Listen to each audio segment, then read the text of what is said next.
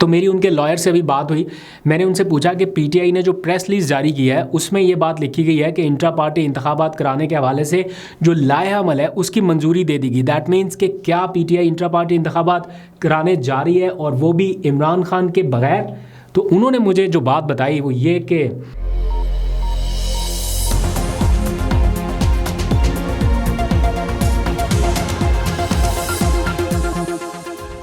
बिस्मिल्लाहिर्रहमानिर्रहीम, अस्सलाम वालेकुम। पाकिस्तान और दुनिया भर में देखने और सुनने वालों को अब्दुल कादिर का सलाम।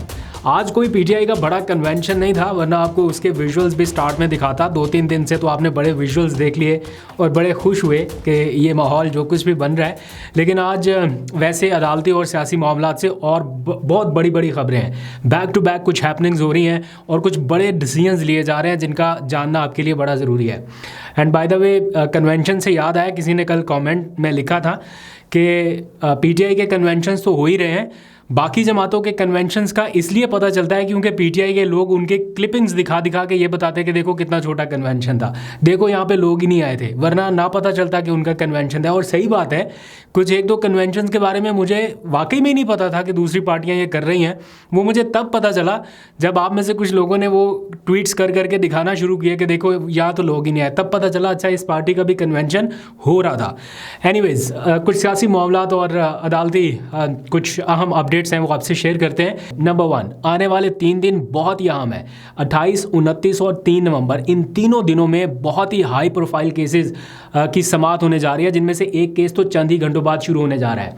नंबर 2, इंट्रा पार्टी इंतखाबात बल्ले के निशान के हवाले से अब से कुछ देर पहले तहरीक इंसाफ का एक फैसला कुन इजलास हुआ है।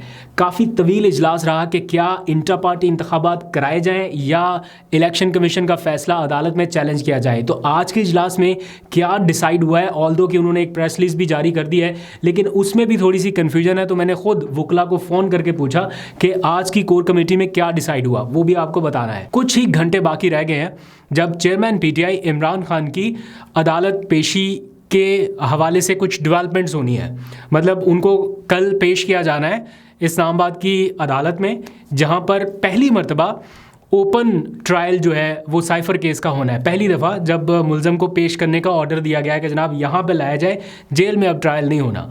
लेकिन इस हवाले से डेवलपमेंट्स बहुत सारी होनी है ये कुछ ही घंटों के अंदर अंदर कि क्या उन्हें पेश किया जाएगा या नहीं। क्योंकि जो लोग बातें बताते हैं या फ़िज़ाओं में जो उड़ती उड़ती सुनी है वो यही कि मुश्किल है, नहीं पेश किया जाएगा। क्योंकि वही एक चीज़ है, वही एक मामला है कि इमरान खान नज़र ना आए कहीं पे भी पब्लिक प्लेस पे, या जितने भी अरेंजमेंट्स कर लें, कवर करने वाले रिपोर्टर जर्नलिस्ट मौजूद होंगे तो फिर कैसे पेश किया जाएगा। लेकिन इसके अगेंस्ट कुछ ऐसी भी इतलात आई हैं हुकूमती हलकों से कि अदालती फैसलों के ऊपर मनोवान अमल दरामद किया जाएगा।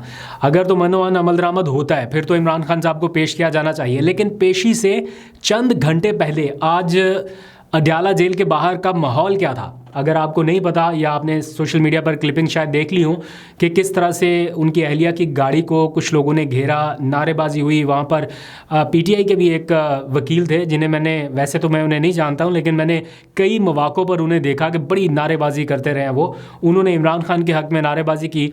तो खैर किस्सा मुख्तसर ये कि जो बेसिक एक सिक्योरिटी नॉर्म्स या सिक्योरिटी प्रोटोकॉल्स रहते हैं आज वो भी देखने को नहीं मिले और जेल के बाहर थोड़ी बदनज़मी की सी सिचुएशन हुई एंड इमरान खान की पेशी से चंद घंटा पहले तक।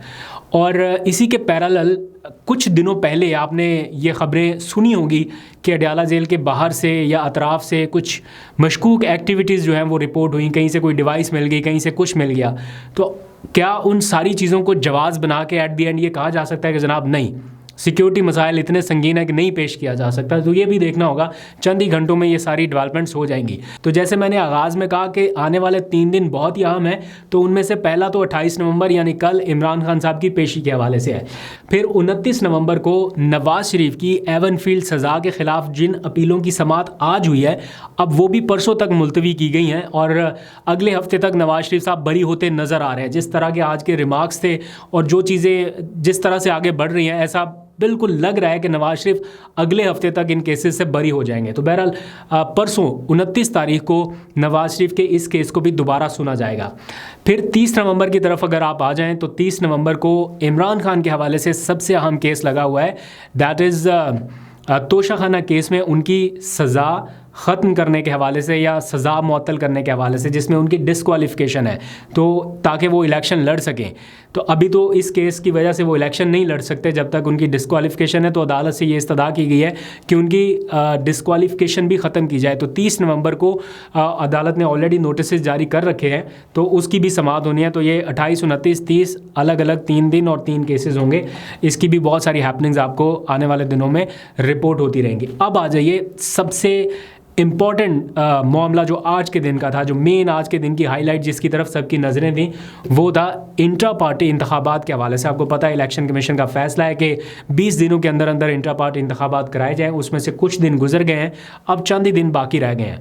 PTI के पास बल्ले का निशान रह सकता है या नहीं रह सकता, या इमरान खान पार्टी चेयरमैन रहेंगे या बल्ले का निशान रहेगा। इन दोनों में से मुश्किल चॉइस होती जा रही है PTI के लिए। उसकी वजह यह है कि इलेक्शन कमीशन ऑफ पाकिस्तान ने एक बहुत ही स्मार्ट मूव किया है। 20 दिन के अंदर ये इंतखाबात कराने का हुक्म सुनाते हुए साथ ही उन्होंने इमरान खान की बतौर पार्टी चेयरमैन डिस्क्वालिफिकेशन का जो केस है वो भी जुमेरात को समाअत के लिए फ़िक्स कर दिया है। अब जुमेरात को इलेक्शन कमीशन किसी दरख्वास्त गुजार की दरख्वास्त पर ये समाअत करेगा कि क्या डिस्क्वालीफाई शख्स जिसको अदालत ने सज़ा दे दी है वो पार्टी सदारत के लिए अहल है या नहीं। तो अगर इमरान खान को पार्टी सदारत से डिस्क्वालीफाई कर दिया इलेक्शन कमीशन ऑफ पाकिस्तान ने, तो उस सूरत में इमरान खान इंट्रा पार्टी इंतखाबात में चेयरमैन PTI के लिए इलेक्शन नहीं लड़ सकेंगे। ये इस वक्त की अंडरस्टैंडिंग है जो मैंने ऑब्ज़र्व किया है या जो मुझे पता चला। तो आज अब से कुछ देर पहले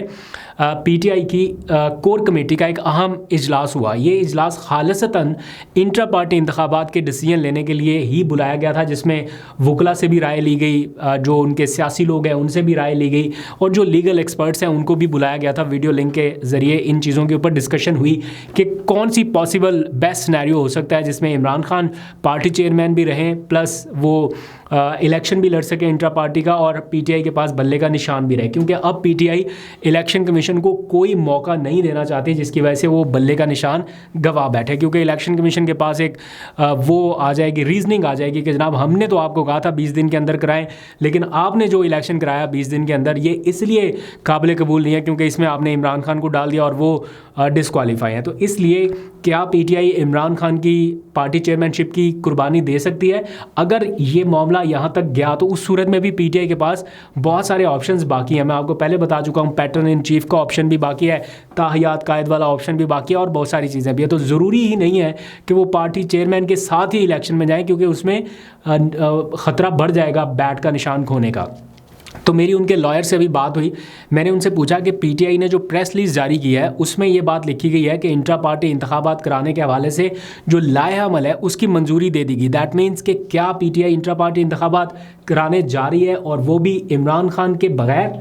तो उन्होंने मुझे जो बात बताई वो ये कि चेयरमैन PTI इमरान खान से कल हम हतमी मुशावरत करने जा रहे हैं। आज हमने तरीक़ाकार और बाकी सारी चीज़ों के ऊपर इत्तफाक कर लिया है, क्योंकि ऑब्वियस बात है ये कराने ही पड़ेंगे इंट्रा पार्टी इंतखाबात। क्योंकि अगर हम इसको अदालत में चैलेंज करने जाते हैं, जो कि उनके हक़ में भी फ़ैसला आ सकता है, लेकिन चैलेंज करने से लेके डिसीजन आने तक वो 20 रोज़ का जो टाइम है वो गुजर जाएगा, और अगर एक बार वो टाइम गुजर गया तो फिर उनके लिए मुश्किलात और ज़्यादा हो सकती हैं। तो वो कोई लूप होल इस वक्त छोड़ना नहीं चाहते, इसलिए वो चले गए आज की कोर कमेटी के इजलास में। वहाँ से उन्होंने फ़ाइनल जो अप्रूवल लेनी थी वो ले ली।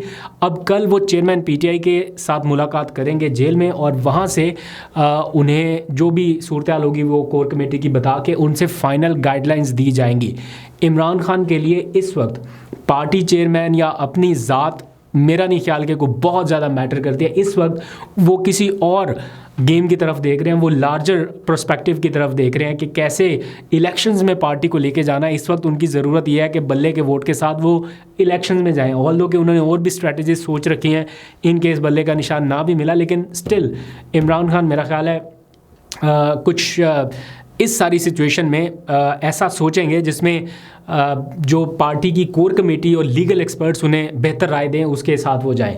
तो देखते हैं क्या डिसीजन होता है। इंट्रा पार्टी इंतखाबात के हवाले से जो भी फैसला होना है उसकी मंजूरी कल चेयरमैन पीटीआई इमरान खान ने किया। आपको अपडेट करेंगे, लेकिन कल नज़रें होंगी कोर्ट की तरफ भी और जेल की तरफ भी कि क्या इमरान खान साहब को जेल में लाया जा रहा है या नहीं लाया जा रहा है। इस हवाले से भी बहुत सारी चहमगोइयाँ हो रही हैं, बट मुझे थोड़ा मुश्किल लगता है क्योंकि हवाओं में फ़िज़ाओं में वो साजगार माहौल नहीं है इमरान खान के सियासी मुखालफिन के लिए कि वो उनकी एक झलक भी बर्दाश्त कर सकें, तो इसलिए मुश्किल लगता है। लेकिन बहरहाल अदालत के ऑर्डर्स भी हैं, देखते हैं कि कल अदालती अहकामात पर किस हद तक अमल दरामद होता है, आपको अपडेट करते रहेंगे। दूसरी तरफ आपको याद है एक मजिस्ट्रेट साहब के ऑर्डर पर इमरान खान के घर के ऊपर धावा बोला गया, नाकाबिले ज़मानत वारंट उनके गिरफ़्तारी के जारी हुए थे। उसी किस्म के नाकाबिले ज़मानत वारंट गिरफ़्तारी मुस्लिम लीग नून की मरियम औरंगज़ेब के भी जारी हुए हैं। 9 दिसंबर को उन्हें गिरफ़्तार करके पेश करने का कहा गया है इंसदाद दहशतगर्दी की अदालत में। क्या कानून सबके लिए बराबर है? जो इमरान खान के साथ हुआ क्या वो किसी और के साथ होगा? अल्लाह ना करे हो, अल्लाह ना करे हो, और वो भी किसी खातून के साथ, अल्लाह ना करे हो।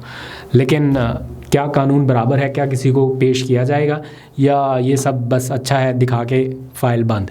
लेट्स सी, आपको अपडेट करते रहेंगे। अभी तक के लिए इतना ही। अपना बहुत सा ख्याल रखिए। अल्लाह हाफ़िज़।